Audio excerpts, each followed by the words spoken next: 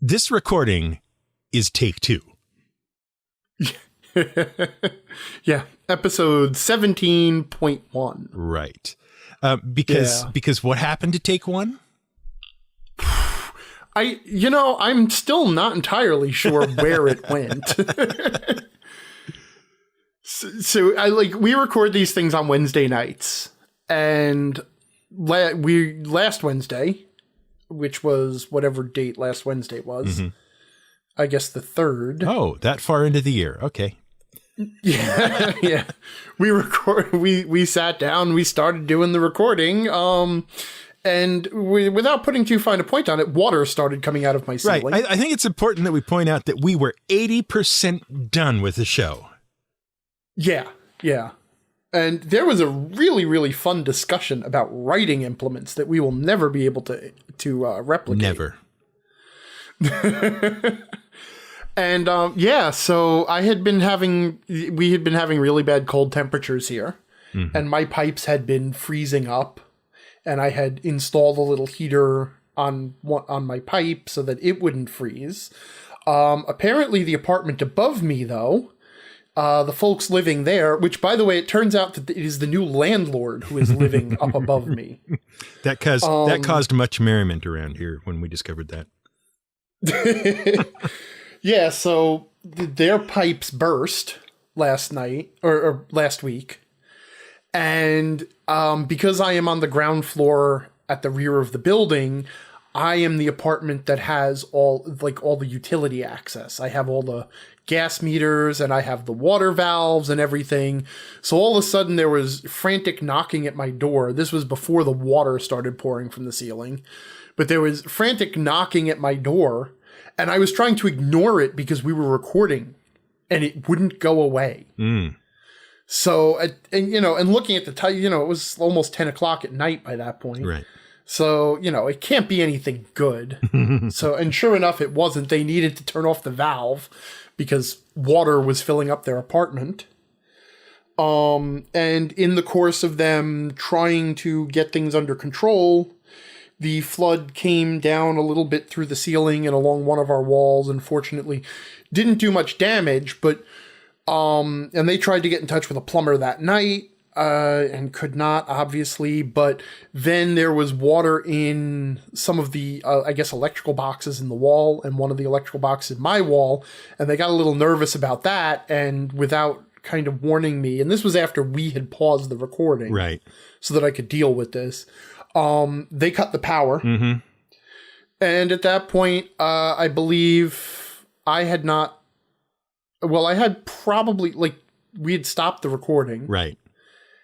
And my computer was still on. Let's not forget, when the water started coming down into your apartment, and you had to step off to somehow deal with it, that's the exact moment my computer chose to freeze. Right. And I had to do a cold reboot on it, just nothing, because I couldn't get responses out of anything. I had to just turn it off and turn it back on again manually. Yeah, and then meanwhile, I was coordinating with you via my cell phone, because I was, in the kitchen trying to deal with things and just letting you know we would have to pick up the recording the next night and record the end of the episode. Right. Literally 15 minutes away from the end of the episode. Right? And then I totally forgot about the recording, so I just left it open on my computer. And then they ended up shutting off the power. And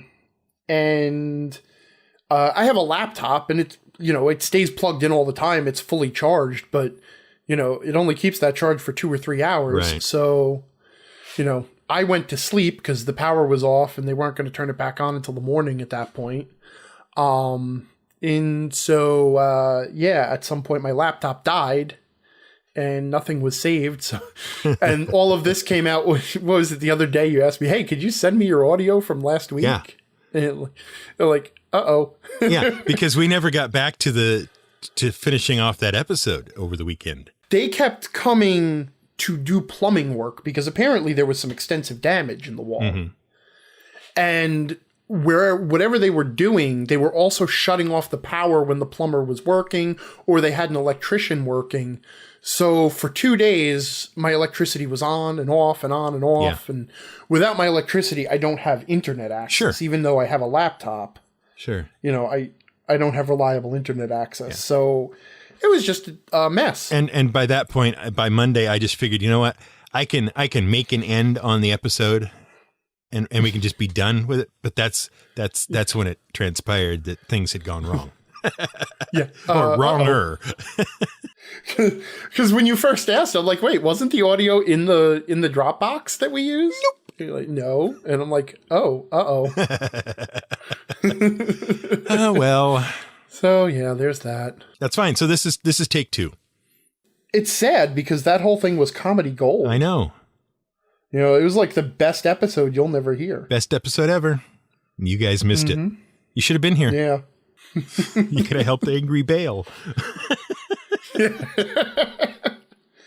Yeah, no, actually, as I said, thankfully the damage down in my apartment was almost non-existent. Yeah. It was a little bit of sheetrock damage, and they came and took care of that. I have to say, you know, despite the new landlord not speaking English, which is a bit of an obstacle when he's trying to explain things like we broke a pipe and we need access to the water. Mm-hmm. It's not something that you can do in pantomime and gabbled Chinese very easily. Right. But beyond that, he is actually really, he's really taking good care of the building. They've been doing a lot of work, a lot of repairs, and they've been down here a lot because they've needed access to the utilities, but it seems like they're really trying to redo the building just in time for us to move out in 6 months. Excellent. Yeah. That's the best time to do these things. Yep, definitely. And meanwhile, in all that time, you do you want to discuss your game with UPS? You think I should discuss that, huh? Yeah, why not? Okay, this is the Reader's Digest version. Yeah, because the regular version is extremely long and very frustrating. Mm-hmm. I ordered a thing. That thing was supposed to come from New York to my location via UPS. Okay? It was due to arrive here, according to the people that sent it, on Friday last week. UPS, when they picked it up and started moving it about the nation, updated me that it would be arriving on Thursday. Thursday came. Package did not arrive.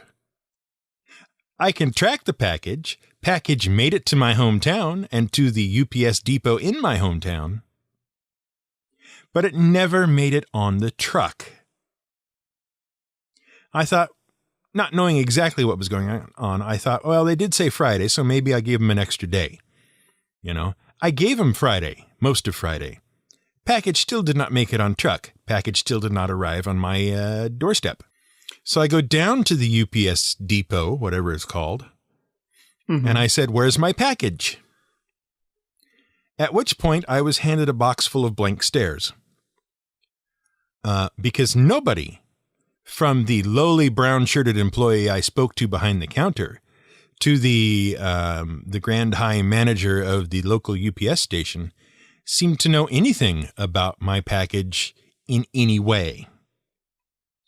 They couldn't tell me where it was. They couldn't tell me if it might be on a truck or might not be on a truck. They couldn't tell me, frankly, anything that I didn't already know about my package from looking at their tracking portal. So they said, well, tell you what we'll do. Give us your phone number and we'll call you when we find it. I'd like to point out this is Wednesday night and I still have not heard from them. So Friday, I get back from this fiasco of a trip and think, okay, I'm going to call the sender and get a hold of the sender and tell them the package is lost, have them start tracking it from there into things and filing a claim. Because this was a purchasable item from their stock. Anyway, the problem with that became, remember the part where I said they're in New York? Mm-hmm. Apparently, there are a large number of New Yorkers who observe something called Shabbat. Now, hopefully I'm saying that right. I don't know. But what it is essentially, you got it. What it is essentially is from Friday evening New York time, which is about 3 p.m. in the afternoon my time. It's actually just shy of sundown. Okay. Everything in the Hebrew faith starts at sundown. Excellent. Makes sense to me. That's when the best parties happen. Anyway, so from Friday evening until sometime Saturday afternoon or early evening Saturday or whatever right it around is. Saturday at sundown. Okay, Saturday at sundown. There you go. I believe it's Saturday when the first stars are visible. Nice. Is when it's supposed to be. It's when the night sky becomes visible. That's very nice. I like that idea. Yeah. I really do. I have to say, as a former New Yorker, by the way, none of this caught me by surprise because there is a large Jewish. So you're like, call them on Friday, and apparently there's this thing called Shabbat, and I'm like, oh yeah, call them Monday. they don't exist for the weekend. Yeah. Being where They're one of those. Being where I live, and then being like a huge population, Jewish population. There's no. That's not even a thing. We don't even know what that is here. It's all strange stuff. But the point is, really not a big Jewish population in Podunk, Oregon. No, there's not. I'm shocked myself, frankly. Right. I don't know what to tell you on that one. The thing is, the practical upshot is, the weekend went away with me just sitting here on my thumbs. And Monday I finally got a hold of him. And I got on their live chat. They got those like little live chat things, almost like a instant messenger chat or whatever kind of thing. Got on their live chat, talked with a man for approximately 3 minutes. I explained what the problem was. I gave him the tracking number and the order number, and he went, "Oh, it's lost. We'll send you a new one. Anything else I can do for you today?" And I'm like, "That's it? That's it? Great. Thank you." So there is now a new thing winding its way to me across our great nation on FedEx this time. because apparently in New York, they only like to be burned by UPS one time on a given package. So thank you, UPS, and I'm just going to say it. Thank you, B&H Audio, for being very helpful and courteous and useful, which I am totally unused to in a customer service perspective. I have had more than my share of package issues over the last year and a half since moving to Chicago. Right. And actually, the Chicago Postal Service has had trouble. There is a company, and I don't think I can name them because Tiny works for them. Okay. But there is a company under contract from the government to process applications from citizens not from citizens, I'm sorry, but from immigrants for certain things. From people who would like to be citizens. From people who would like to be citizens, essentially, yes. And recently it was discovered that the Chicago Post Office lost or failed to deliver hundreds of them. Oh. Yeah. That's convenient, some people would say. I'm not sure. Yeah, okay. Yeah. I haven't even touched on the Christmas package that is lost, that was sent to me from Pennsylvania to last you heard, where was it? Atlanta. Where was it? Yeah. Atlanta. So, which is not on. So it was going from Pennsylvania to Oregon by way of Atlanta. Well, no, see, here's the thing. It actually made it from Pennsylvania to Oregon to my local post office. At which point, before being routed to Atlanta? At which point my local post office went, "This is entirely undeliverable. We're sending it back to the sender." Which, if you recall, a few moments ago I said was in Pennsylvania. It is now in Atlanta. Okay. It's in Atlanta. I don't know how you route from where I am to Pennsylvania via Atlanta just to lose it at Atlanta. I don't know how that works. That's a mystery of the post office that may never be revealed. I mean, somebody's going to jump up and down and say, "Oh, it's a hub." No, man. No, that's the wrong hub. Yeah, I don't know that it works that way.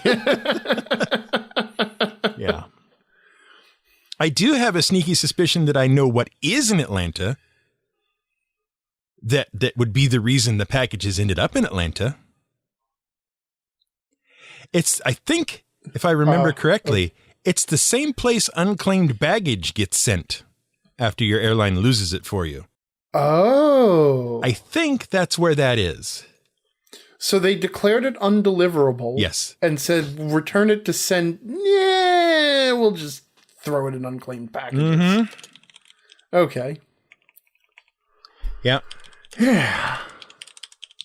In fact, I'm looking right now. Mm-hmm. Or I'm sorry, I'm remembering right now. Right. And remembering sounds like typing. That's right. It has to.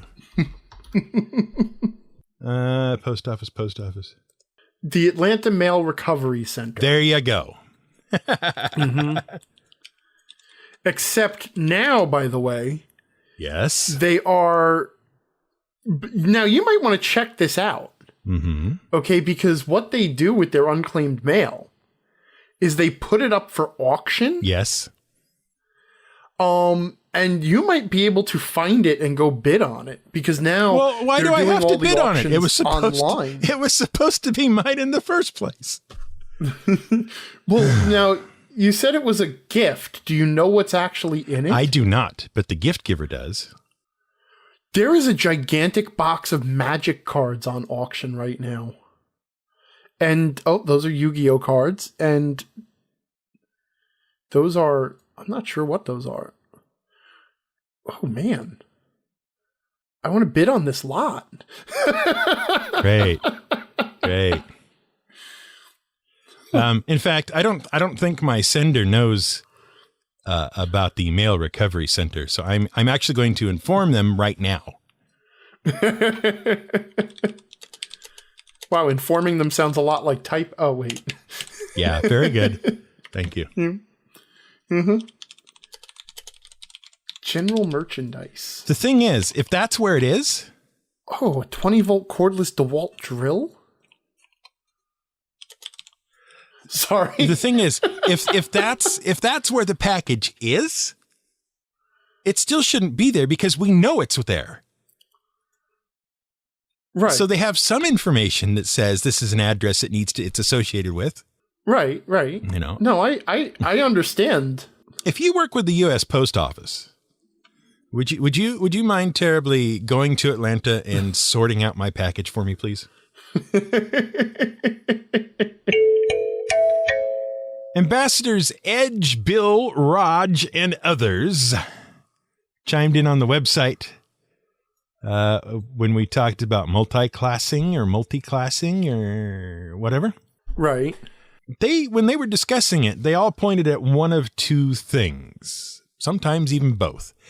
Prestige classes in 3.5 and Pathfinder base classes, which keep expanding beyond the ones we traditionally think of. For example, Ambassador Jeff points out the initial concept reminded me of Paizo's base classes, which were supposed to be new classes that combine two already established classes into a new thematic take on both. I think the issue the base classes suffered from was that they came late into the game, and that since standard multi-classing existed, the design space they tended to fill was new class that couldn't be achieved by normal multi-classing. I mean, it's freaking Pathfinder, okay? Right.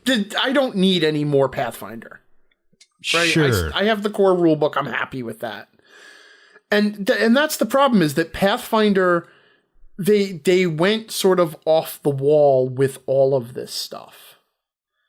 So, like, you have your classes and your multi-classing rules, and you have your base classes.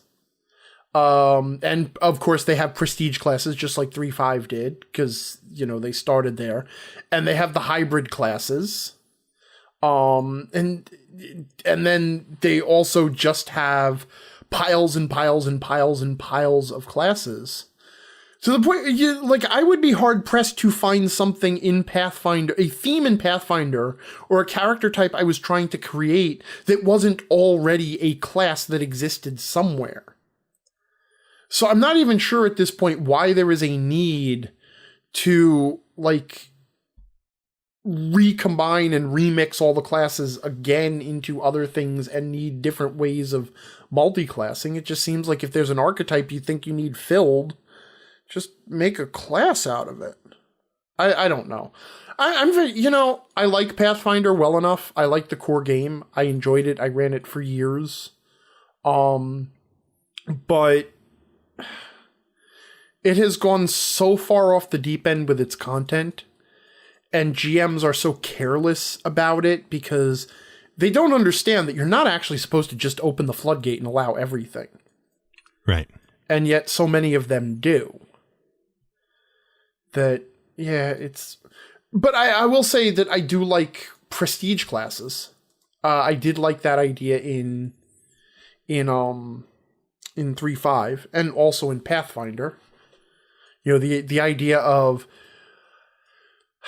What I'm having trouble answering this now. There really isn't anything to answer. The person just said, you're these people, all of them, right. The various ambassadors, all said, hey, this reminds me of these two things. Right. So, and yeah. Okay. But I do agree with Jeff. Yeah, the problem with base classes in Pathfinder is that they were... the design space they were trying to fill was already being crowded out by so many other bits of design, and they came so late. Ambassador Tyler, who now is telling a lie. I don't know what to do with it. Tying in the new episode of GM Word of the Week, Apocalypse, Tyler, Apocalypse was like 2 weeks ago, man. Right? Obviously, he doesn't keep up with it. I know. And its digression on Vancian magic. If the knowledge is the magic, and in casting leaves the caster without the knowledge, what then is it that the wizard spends his whole life studying, which would be retained and therefore differentiate the wizard from some schmuck who found a spell book? This is something that gets to me, though, and I think it got to me then, too, is that people assume that if you, like, pick up a spell book, you're suddenly a wizard. Like you, but magic doesn't necessarily have to work that way. I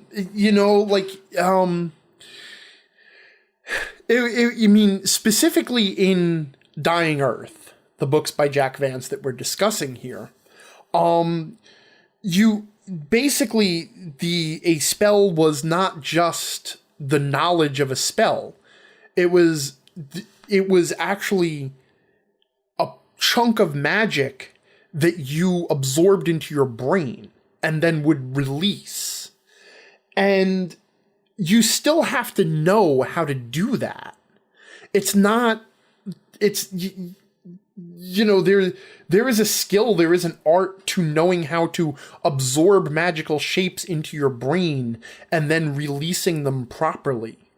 And just finding one written down would not necessarily impart any ability to do that.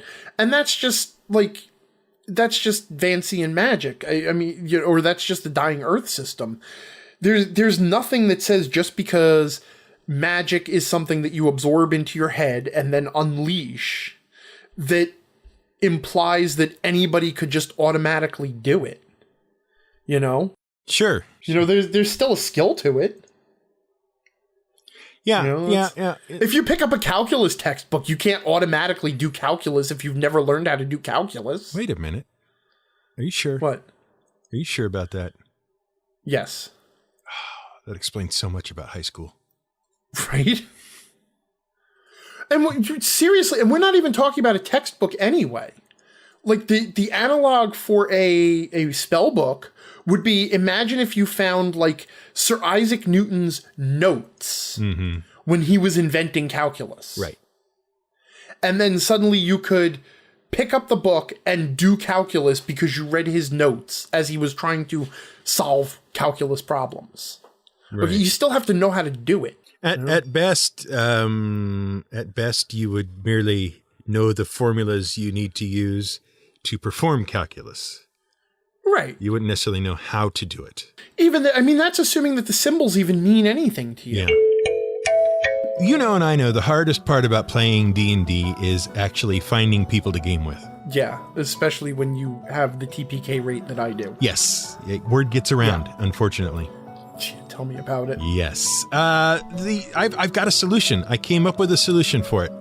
You ready? Okay, what's that? Yeah. Okay. Hit me. If you go over to Gamer Concepts, they have a bumper sticker that says, honk if you make saving throws. Now, there's only one kind of person who's going to understand that and honk their horn at you. Right. And that's a gamer. So if you're out driving around and you need to fill in a spot at your table or whatever, just slap the bumper sticker on, and whoever honks at you, stop and have a quick chat with them, get a time set up, and get them to your table. It'll be great. That's an excellent idea. I can slap that onto my backpack as I'm biking around Chicago. Go over to Gamer Concepts at gamerconcepts.com. Tell them where you heard about them.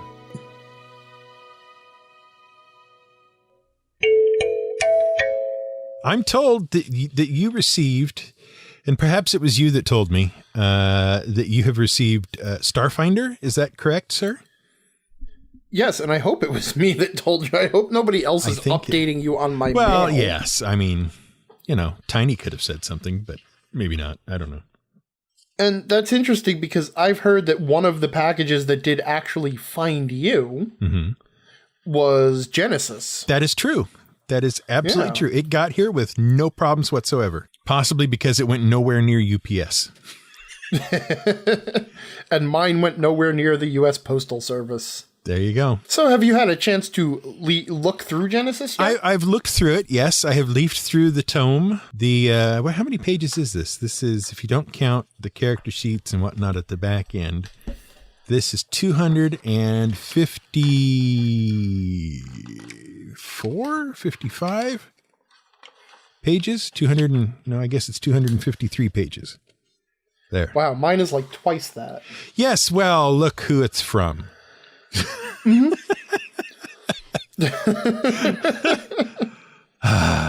Okay, so I thought maybe it would be interesting for us to just take a look at our initial impressions of the various systems and the various games and see if we can derive anything from a brief leafing through of said books.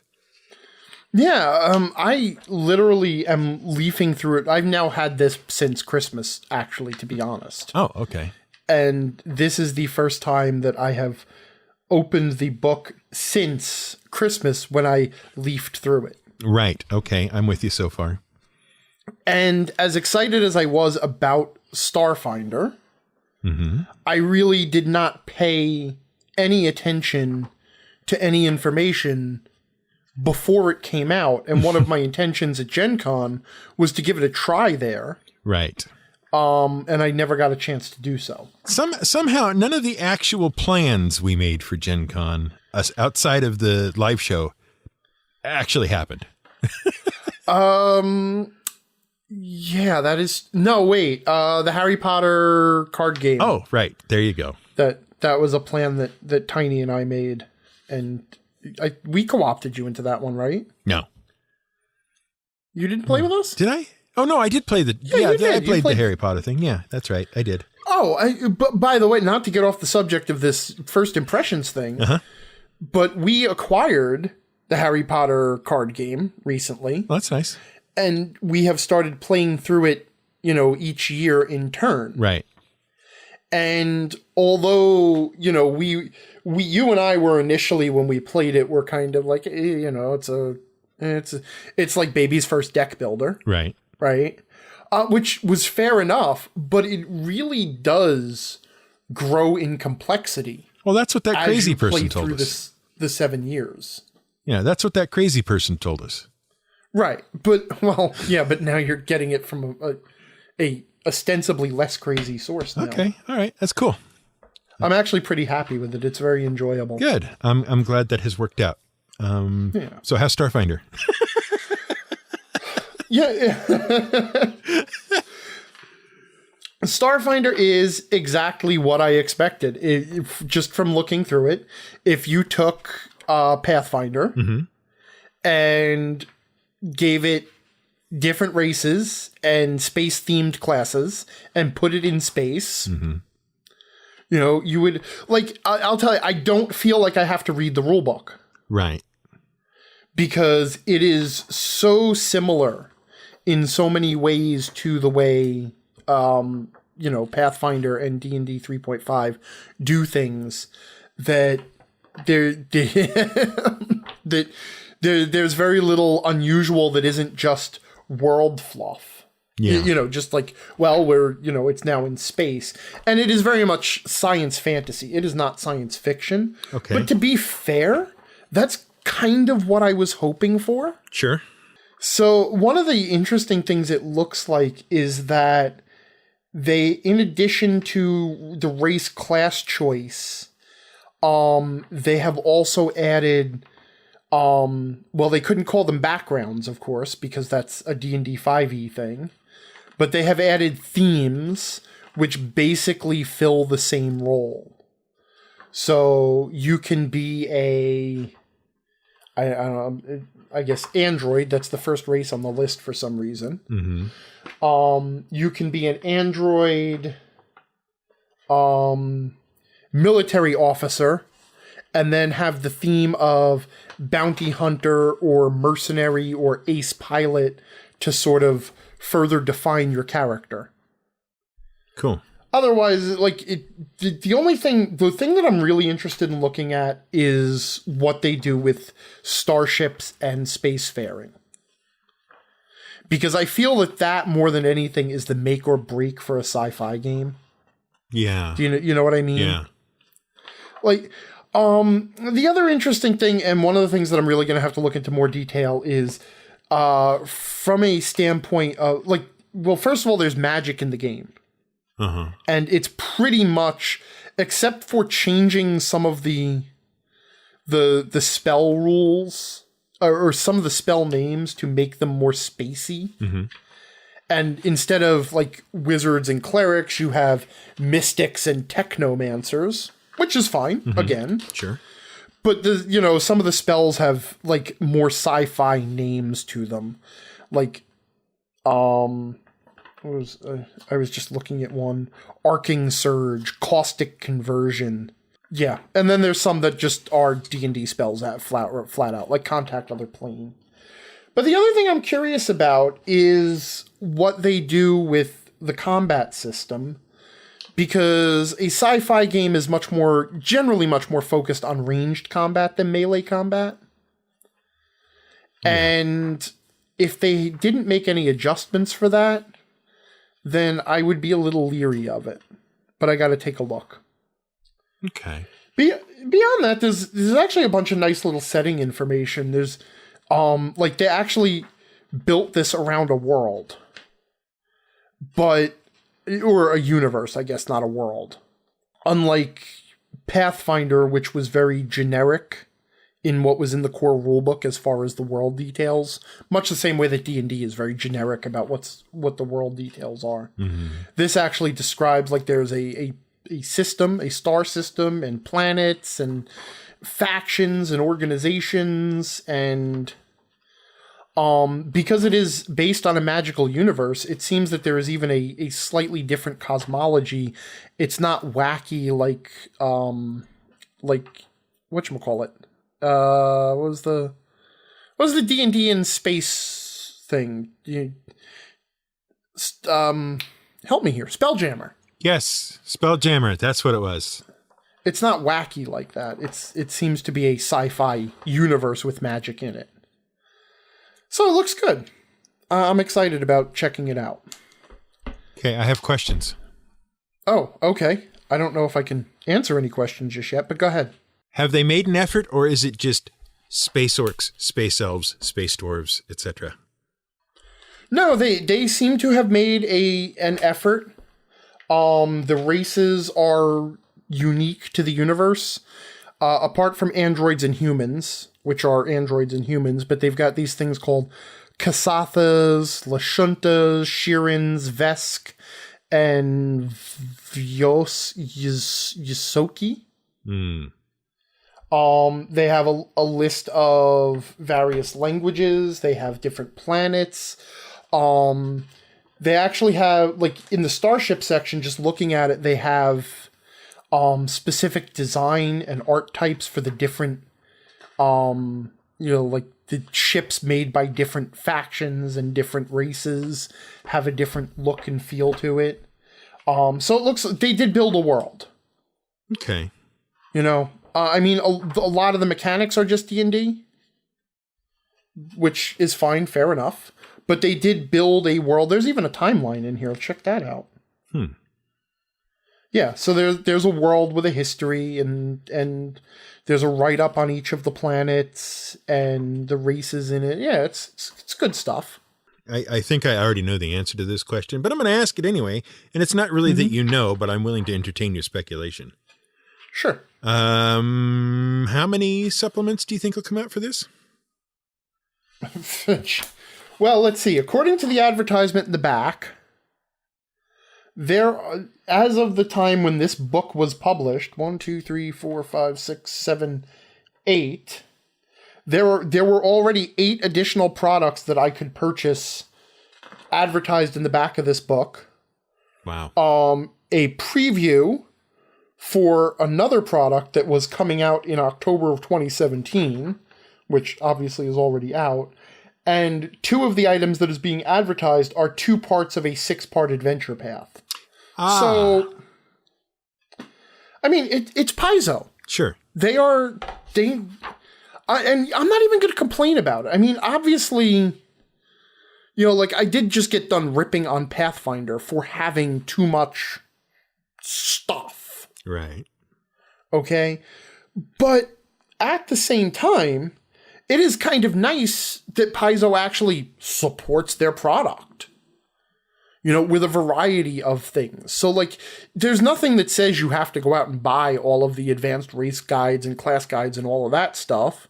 But it is nice to be able to go and have your pick of many different adventures of many different levels of short, medium, and long lengths, Mm-hmm. And it's nice to also have supplements. Okay.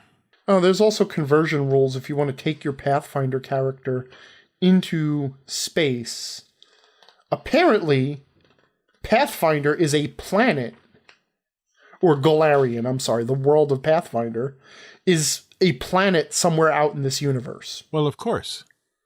No, I'm not even going to complain about that. That's fair enough. I mean, if you've built a game that deals with the entire universe, then it seems fairly likely that your other games are going to be in it somewhere. Ultimately, I was hoping for basically Pathfinder in space, and that seems to be what I got, but I'm also pleasantly surprised by all of the additional stuff I got. Well, that sounds good then. You think it's going to be something you're going to try to get on the table? I'll probably try to run a one-shot at first, if nothing else, just to try it out. I don't... between running the online game for Patreon, and now I have a new campaign starting up this month that I'm going to be running every week for the next 6 months. I don't know if I'll have a lot of time to run something. Okay. But I can fit in a one shot at some point, I think. Sure. All right, sir. Now it is your turn. Hot take on Genesis. You remember way back when, I think this was probably even a discussion that we didn't have on a different place that we didn't record, where we talked about the dice symbols and how they were just ever so slightly off. Yes. They didn't really fix that. No, I'm not surprised. It's quite the thing. I mean, I now understand what they were doing with those symbols, why they were doing them the way they were. But it's still, there's 2 that don't really cognitively make any sense, but that's fine. Whatever. Well, what killed me about it was when you look at the symbols, okay, they didn't have to, like, their success and failure symbol. Their success is a circular starburst, and their failure symbol is an X. Right. That makes sense. And the triumph and the despair symbol. Yes. are a circular starburst Yep. in a circle Mm-hmm. and an X with blades around it. Yeah, with more a or less. circular set of Yeah, blades more or less a around it. circle. Yeah. Right. Had they done threat and advantage Mm-hmm. with a starburst motif Yeah. and a X motif, Yeah. they would have at least built a consistent motif where the threat could be a little X and failure is a big X and despair is a big X with embellishment. And advantage is a little starburst and success is a big circular starburst and triumph is a giant circular starburst with embellishment. Yes. Then there would have been a nice consistent pattern there. And it was so close to being there. Yeah. It's just that advantage and threat symbol that sort of kill the whole thing. Yeah. It's, You know? I mean, you get used to it eventually, but it could have been made, I think, slightly easier. Before I really dig into what I've looked at and perused in this book so far, I want to point out the art style in this book. Now, you can't see it because it's not right in front of you and you're not looking at it. Okay. Yeah, I can't. But the cover of the book, all right, as you look at it, has like a medieval style castle in the middle, right? Mm-hmm. And that is all in color. And then as you move, and that's in the center, basically, okay? Right. And as you move out from the center, a couple of things happen. Mm-hmm. The first thing that happens is the style of buildings changes. Okay? Mhm. So like going to the right, they're more futuristic looking, even like compared to us and whatnot. Right. Going to the left, it's more fantasy renaissance airshipy. Yes, right. So you know, kind of. Let's, I'm looking at the cover right now. Let's call it what it is, sort of steampunky. Okay. It's more renaissance. Yeah. Okay. Yeah, Renaissance steampunk, whatever you want to call it. I don't care. Anyway, the point being, so they've, but also notice that the art style starts really clear and bright and colorful. And then as the art piece goes up and down the page, the color kind of fades from it and they become more like architectural sketches. Well, yeah, especially because there's a graph paper and engineering paper diagram, and the orange lines sort of look like the lines that they use to mark out distances and stuff on architectural designs. Right. Which I can't remember what they're called. That's fine. That art style is carried on inside the book. I think it's neat. Yeah, it is. It is actually pretty neat, and it conveys the idea. In almost every case, it conveys the idea that certain parts of this rule set are well developed and solid and that kind of stuff, but that the majority of it is left up to you to sort of fill in the details. Mm-hmm. And it does that throughout the book. It's everywhere. I mean, practically every piece of art has, as you get further from the center of the art, has sketch lines and grids and that kind of stuff. And yeah, I'm looking at this one picture of sample art from it where there's a girl with a Victorian blunderbuss steampunk on her back, and there are guidelines drawn through it, and as it looks like she's a finished art in the middle. Yes. And then she's gradually more and more sketched out with guidelines and stuff as you get away from the middle. Exactly. It's a really neat art style, and I think it's a really good way to convey the idea of a generic system that you're going to have to do some work for. Right. Right. I think it's really neat, and I like it. Even places where you would normally expect there to be really kind of defining art, like character sketches and that kind of stuff for various classes and talents and things. Those are all done in the same way. Mm-hmm. So that's, I think, really neat. I really appreciate that. Building just as a side note, I'm looking through some of the sample art from the supplement Realms of Terranoth, yeah. Which appears to be a source book with a specific setting and world. Right. They just announced that the other day. Yeah, but their sample art is actually well developed It looks more like the art that you would get in a traditional book, though the cover isn't. Right. Which, that's a really neat visual cue. Mm-hmm. That this is actually a complete world and game. Yeah, exactly. That's it's clever is the thing. Yeah. They've really put some thought into that, and they always have really good art in their books. I mean, regardless of what game you're playing, the art is usually really, really top notch. Mm-hmm. You know? Yeah. So this is neat. I think this is very interesting. Now, what happens though is, much like you were just pointing out, they've included a series of sample settings in the book. Okay. Okay. And as soon as you get into the sample settings, the art changes. Much as you were suggesting, the art becomes very solid, very complete, very well colored. You know, that kind of stuff.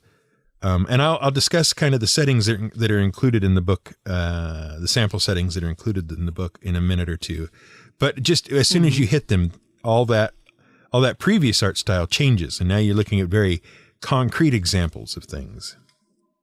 Having said that, it's interesting. I've flipped through it. I have not read it in depth yet. I just started reading it Monday, I guess.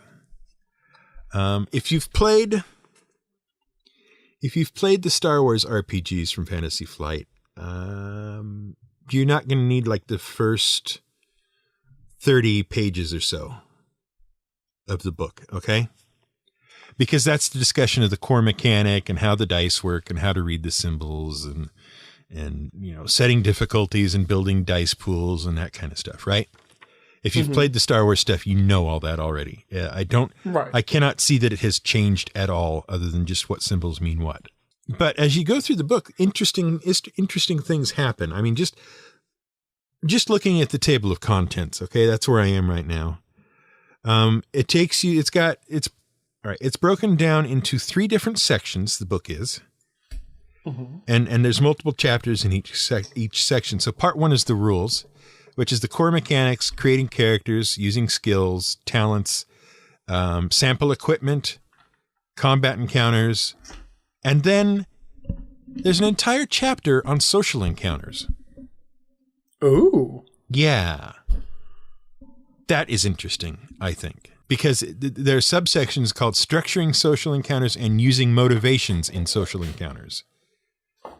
So I think it's interesting that they pulled that out specifically. And then the chapter after that, chapter 8, goes to the game master. And that's more like, before play begins, player character creation, preparation tips, game mastering resources, narrative dice, and adversaries.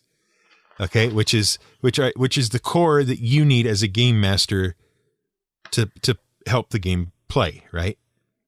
Right. Those are your basic instructions, essentially. Now, part 2 is the settings. All right. These are sample settings. These are by no means all and only things you can do. But I want to kind of go through them real quickly here. Sure. All right. There's some explanation about what this part of the book is about. All right. And they introduce what they call the setting worksheet, which might sound vaguely familiar to you. And it's setting up, you know, how your world feels, basically, how the world you're going to be playing in feels. It covers, it's kind of interesting in its layout. Again, somebody's put some serious thought into this. Okay. You have the basic information, the world, the base setting or genre of the game, and then the tone. And I'll get to tone in a minute. Mm-hmm. There's an overview, and then there's an entire section on genre tropes or genre setting tropes and themes. Okay. Okay. And they cover some pretty basic stuff, just about getting things lined out. So first question is, what tropes, themes about technology, human nature, morality, or reality are you including? And then the next one is, what tropes and themes are you excluding? And then you have, what tropes or themes are you subverting? which I think is really the most interesting of the three questions. Yes. Huh. Yeah. That intrigues me a bunch. I want to see how they implement it and what they've done with it. Huh. I'm very intrigued now, to be honest. Yep. To the point where I'm probably going to end up buying this book at some point. Thank you. Yeah, you're welcome. There's a section on, and I'm just working from the setting sheet in here because I didn't read the actual setting chapter, but I did look at the setting sheet to see what's going on. There's, of course, a section on factions and organizations. Right. A section on outlining the major movers and shakers in your setting. Mm-hmm. There's a little section where you outline the major species types. Then you organize setting-specific skills, and then you have a technology level that you use. Okay? Mm-hmm. So, of the suggested settings, first one is fantasy. Okay? And this is, as we were talking about earlier, this is the light version of the rune-bound, not RuneScape, rune-bound setting, Terranoth. Okay? Right. And it just gives you in about... It first lays out the basics of a fantasy setting, what you need to think about, things that you can consider and tweak and manipulate and that kind of stuff. And then it throws in the example setting of rune-bound. Mm-hmm. Along with it comes new starting character options. This is where you get your elf, your dwarf, and your orc. Setting specific gear and how to think about that and what to do with it. Mm-hmm. Armor, of course. And then a selection of setting specific adversaries. And it only gives you like 5, okay? Like there's a skeleton, a beast man, a razor wing, a bane spider, and an ogre, okay? What is a razor wing? A razor wing is large, vaguely humanoid, bat-like creatures. Oh, okay. Okay. Think man-bat. Now, that's not a lot, okay? But it's enough to get you started playing around with the fantasy setting and give you some hints. Give you some hints about how to design further characters and whatnot. Because, right, but that's sort of the point anyway. I mean, right. Genesis is not trying to sell itself as a complete game. No. It is a generic system. Right. You should know what you're getting into, and you should expect to do the work. Absolutely. But it sounds like it's equipping GMs very like. We talked about GURPS before, mm-hmm. which I feel does equip a GM very well for running a mechanically rigorous custom game of whatever setting they want. It sounds like Genesis is doing it very well from the other end, from equipping a storytelling DM with the tools they need. Yeah, well, just you wait. By focusing on things like themes and tropes and stuff. Yep, just you wait. Mm-hmm. So that's your fantasy setting. The next example they give is steampunk. And again, they walk you through the same sort of thinking and decision-making as they did with a fantasy setting. Okay. Mm-hmm. And they give you the major tropes and help you think about those. And they have an example setting in here called Sovereigns of Steam. All right. Which apparently involves a vast empire and I haven't read a whole lot of it, so I can't tell you. But this is where your airship comes in, obviously. Mm-hmm. And there's a lot to look at in here. And again, it gives you new starting character options, including mongrels, revenants. It covers the setting specific gear and setting specific adversaries again. And it makes a point in each of these is saying you can pull things you want from the other settings into whatever setting you're running. And all you do really is maybe adjust their description and their name and ignore any skills that don't fit with the setting you're playing. Next is Weird War. Okay. Most people, when they hear Weird War, they actually, well, most, I guess many RPG gamers think about the World War II version of Deadlands. Right. Okay. This is very much in that line. Because okay, because I was thinking it was the indie rock band from Washington, D.C. No. Weird War is the whole alternate history, occult, possibly Cthulhu stuff. Yeah. Going on. And their example setting, they have lifted straight from their game Tannhauser. Okay. So if you've played Tannhauser or seen Tannhauser or know anything about Tannhauser, then you know what you're getting into. There's, zombie Nazis and all kinds of stuff. And again, they cover all the same stops, the equipment and specific adversaries, that kind of stuff. Then you have what they're calling modern day. Now, modern day is, because I stopped to read this bit, is kind of a catch-all for various kinds of adventures set in a modern day world. This would be your spy stuff.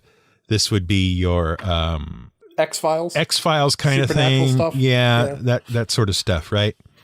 And they cover things like movie realism, grounded tech, agents of the state, and then again you've got your setting specific gear. And this is the section they choose to include the rule of cool in, because I think what they are trying to offset is people's tendency to say, well, that couldn't happen in real life, so it's a bad game.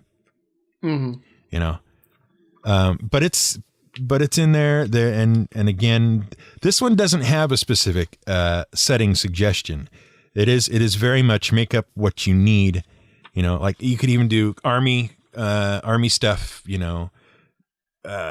World War III or whatever would all come under this sort of modern setting. Okay. Okay. I mean, more or less. I'm not saying like an actual, modern warfare kind of stuff would come under it. Yeah, I can't help but feel that it does not sound like this one arms you as well for specific genres as the other ones do. Yeah, it's a little broad. But I mean, it's there. Here's fantasy. Here's steampunk. Here's World War II. Here's everything that happened after 1945. Yeah, modern stuff, basically. Okay. Good luck. Okay, chapter 5 is science fiction. Okay, fair enough. Now, the first thing everything that happened after 2050. Yeah. The first thing I asked was what kind of science fiction? Because you have hard sci-fi and you have soft sci-fi. Mm-hmm. This is both. And it tells you how to deal with both. Okay? It is not the complete science fiction section. They make a point of mentioning that. But we'll get to that in a second. But this is the hard sci-fi, soft sci-fi stuff. And it walks you through how to think about that. There's things like limited space travel, recognizable political and economic structures, technology, new frontier, cloning, genetic manipulation, that sort of stuff, right? Their setting for it, their example setting is actually Android, which is nowadays means Android Netrunner. Yeah, which is, I would call that cyberpunk. Right. Not sci-fi. Maybe. Except insofar as, obviously, cyberpunk is near future sci-fi. Right. Okay. So it kind of walks you through that. And they throw out bioroids and clones as new character options. Then, of course, you've got your gear, which includes laser pistols and that kind of stuff. So wait, so you can basically do like Neuromancer or Blade Runner. You can. You can. That's certainly a thing you could look at.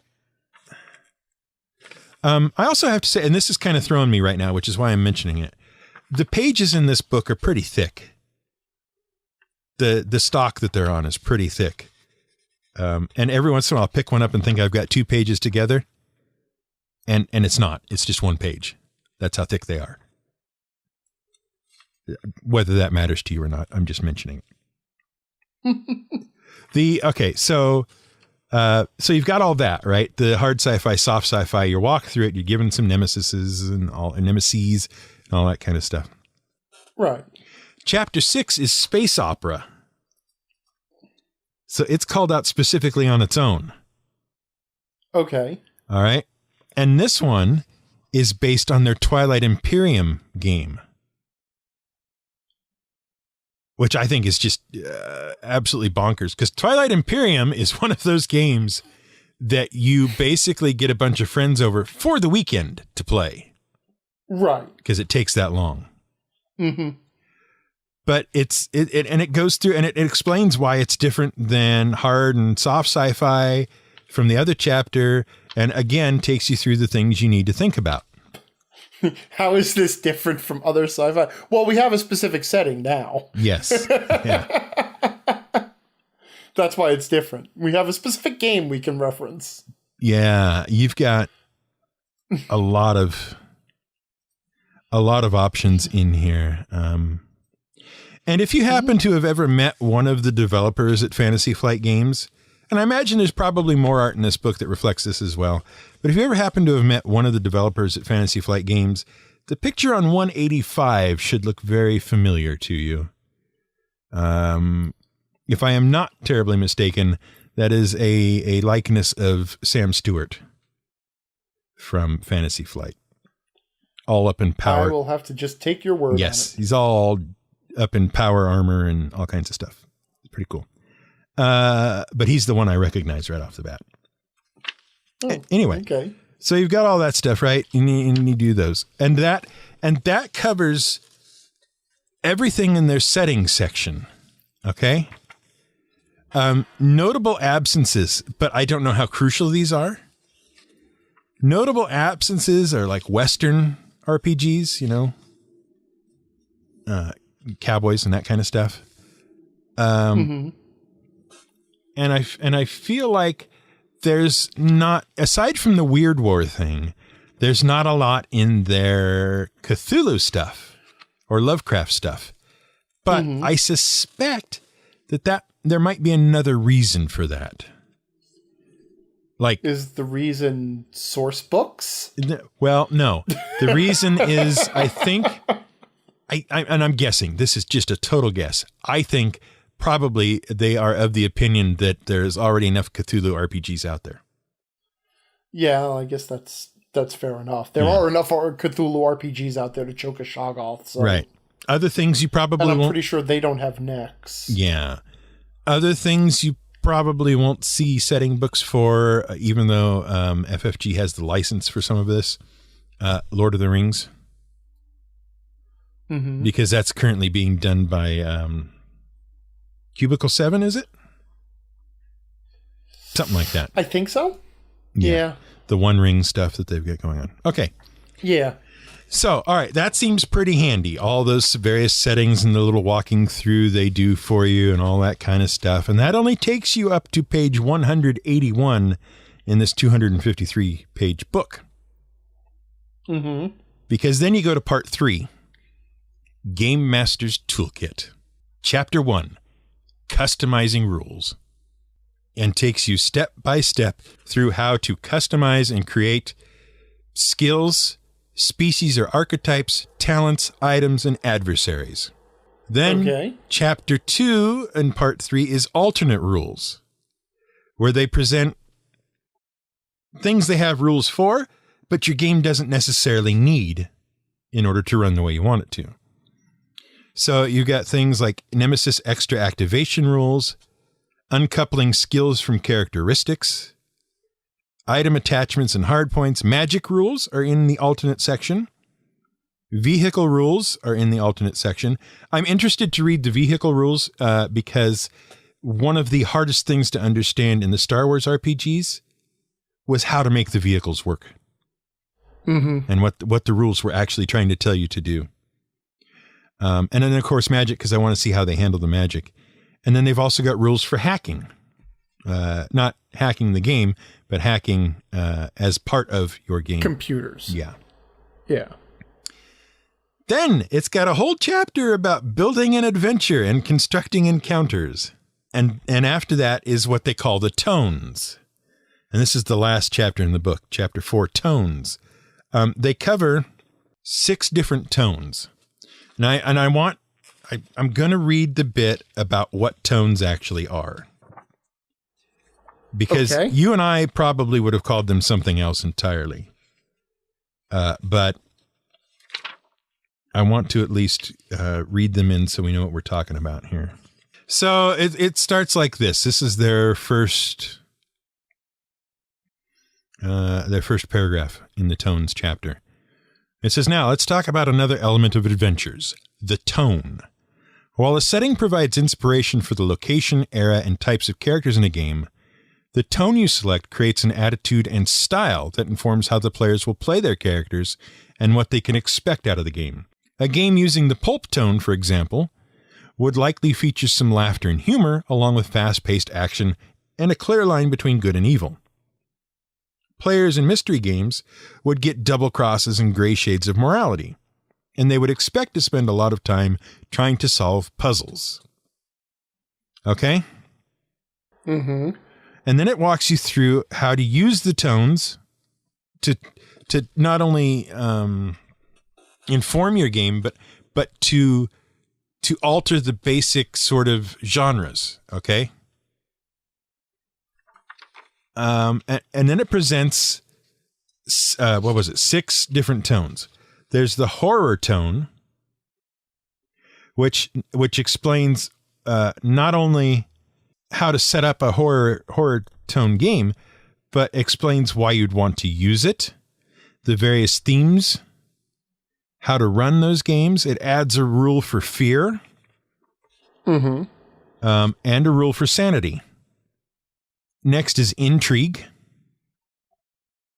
And again, it talks about why to use it, the themes, running intrigue games, and various points of intrigue, and a new rule called major revelation, which is interesting, I think, because what major revelation does, again, it was interesting enough that I actually read this part when I skimmed by it, is it says, when a major revelation appears, you can use this rule to see if your PCs recognize how important it is. Which, if you think about how investigative games go, that's kind of interesting to me. Because that sounds like, and without having read much further in detail, that sounds like a thing can happen right in front of your players, or they could be presented with a piece of information or other things like that. And it's not about whether they find that piece of information or hear that clue or whatever it is. It's about whether they recognize whether that's important or not. I'd have to see it in practice. Right. I mean, it's kind of hard to see, like obviously listening to you describe it, and you haven't fully read everything yet. Right. So it's hard for me to have a take on it at all. Yeah, no, that's fine. Yeah. I mean, it's a short enough rule. I can read it out. Basically, you make a check against your skills, whatever skill is appropriate. It gives you a couple of different choices there. If the check is successful, the PC sees a way to use the revelation to their advantage, and the group upgrades the ability of checks related to that revelation until the end of the session. If they fail, they misread the situation and upgrade the difficulty of those checks instead. That's really the sum total of it. Anyway, moving on. There's a section on mystery, a section on the pulp tone, including a rule about a cliffhanger.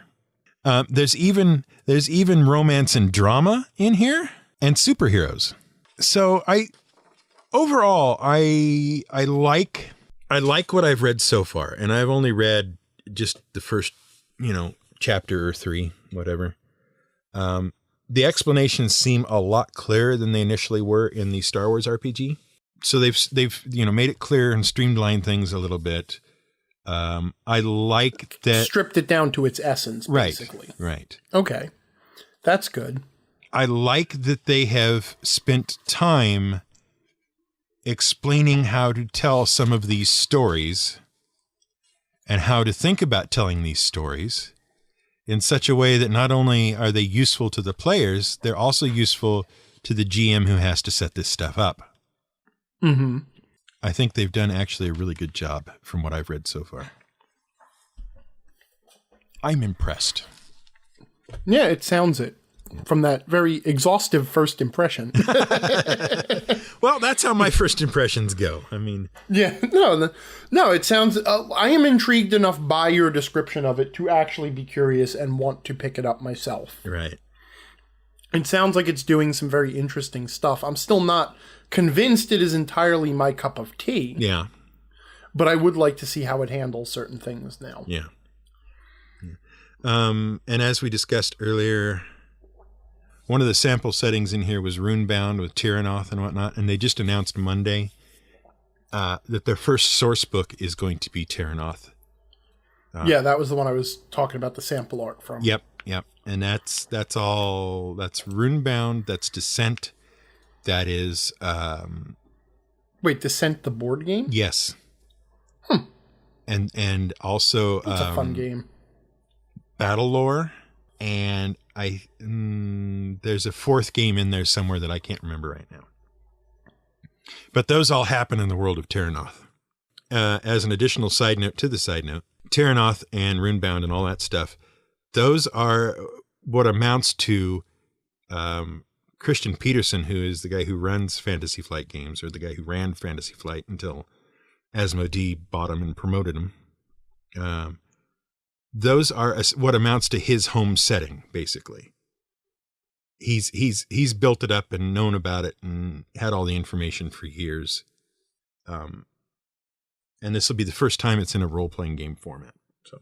Oh, neat. So I imagine there are some fans who are looking forward to that. Sure, yeah. There's a lot of lore that has just been involved in making like the board games that is now probably going to end up in the RPG. That'll be interesting to see that too. Mm-hmm. I have some experience with Descent, but not the other games. Yeah, I like it. If the sample settings are anything to go by, we now know at least 4 or 5 of the coming supplements, I would think. Yeah, it sounds like they had, when they published that, it sounds like they had a plan for what they were going to build out of it. Yeah. Which, I mean, it's Fantasy Flight Games is, you know, if you say anything about them, they are good at getting mileage out of a system. Yeah. You know? So it'll be interesting to see what they do with it. But as for you, are you looking at running anything in the near future with it? Trying to get together a game online or something now? I may very well do so. Mm-hmm. But I don't know what yet. Of course, obviously, you anticipated my next question. Yeah. I, of course, want to finish reading the rulebook more thoroughly. Mm-hmm. But I could see doing something in it for interested parties, maybe. I shouldn't have said that, should I? No, that'll be the next week's feedback, or I guess 3 weeks from now's feedback, or whatever it is. Something like that. We'll all be interested parties. Yeah. But before I get too carried away with it, I mean, I can sketch something together just with what they've got here. But before I get too far into it, I want to at least look at their first supplement. So, and that's not coming out till, what is it, the second quarter of 2018? Oh, okay. Yeah. So about 6 months from now. Second quarter 2018. And so nothing big until then, I don't think. Okay. But yeah, certainly I want to try some things. See how they go. So there you go. That's my overview of Genesis and your overview of Starfinder. Yes. Yeah. I got stuck on Pathfinder in space. I couldn't get away from it. If you had said that, you would have been totally fair. Because I mean, they named it Starfinder, so even they are not trying to pretend it's not Pathfinder in space. Right. You know, I now realize when we started this, we were trying to figure out what topics to cover. Uh-huh. And then this discussion, the initial discussion of our various disasters, and then this discussion kind of meant we didn't really end up going there. Yeah. So you'll have to remind me next week about Rendezvous with Rama. Oh, right. Rendezvous with Rama. Yeah. Yeah, absolutely. I mean, I could talk about it now. You could. But I feel like that'll be a good thing to start the next show with. Because we have to do another one of these sometime in the near future. The only other thing I want to mention is that as of this morning, the Kickstarter for John Carter of Mars is live. Okay. From Modiphius, and I've already put in my money for a copy of same. So, if you're interested, if anything we've ever said about John Carter of Mars sounds interesting to you, go grab that Kickstarter-y thing before it disappears on you. Be mindful of the conversion rate between dollars and pounds. That's it. That's all I've got. That's all. In fact, we have no more time left. We are out of time.